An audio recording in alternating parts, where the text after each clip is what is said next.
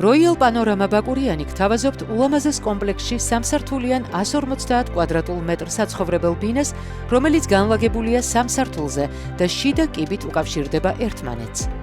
კომპლექსი მდებარეობს ბაკურიანში ცენტრალური პარკის წინ, სასტუმრო ბაკურიანი ინის გვერდით. კომპლექსი გაშენდა 2000 კვადრატულ მეტრზე და მოიცავს 4 ცალ სამსართულიან კორპუსს.